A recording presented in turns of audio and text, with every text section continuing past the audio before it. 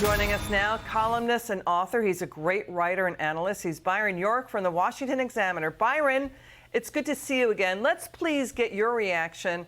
President Biden making multiple gaffes in just a week. Listen to him praise the wrong caucus at the Congressional Hispanic Caucus's annual gala. Watch this. Everyone is entitled to be treated with dignity and respect. The Congressional Black Caucus embodies all those values. Byron, he's reading from a teleprompter. What do you think?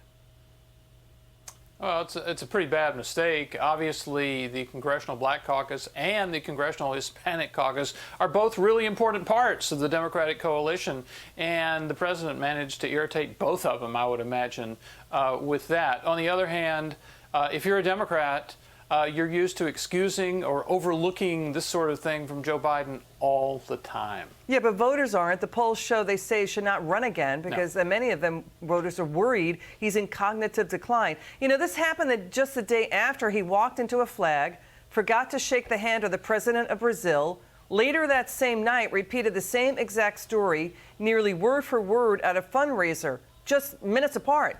Just last week, he said at a press conference in Vietnam, quote, "I'm going to bed."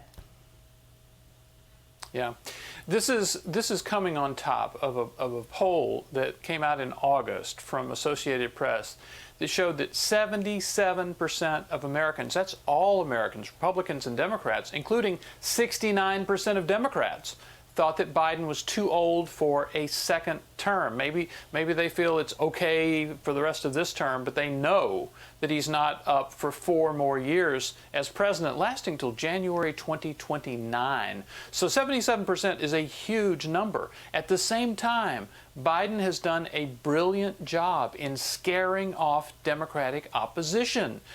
Nobody in the mainstream of the Democratic Party has risen up to challenge Biden. All he's got is RFK Jr., who's polling around 14 right now, and Biden has managed to try to marginalize him as a fringe candidate.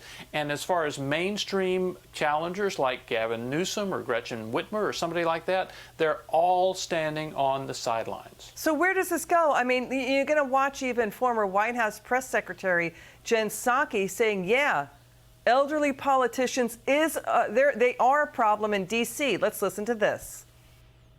Does it help or hurt that there's other elderly people struggling in our political universe, right? You see Dianne Feinstein, Mitch McConnell having his moments. Does that affect it, that everyone's thinking old Congress and there's the head of it? Mm-hmm. It unquestionably hurts, I think. I mean, because there is this feeling that Ested referenced, which is like the feeling of like these people are so old.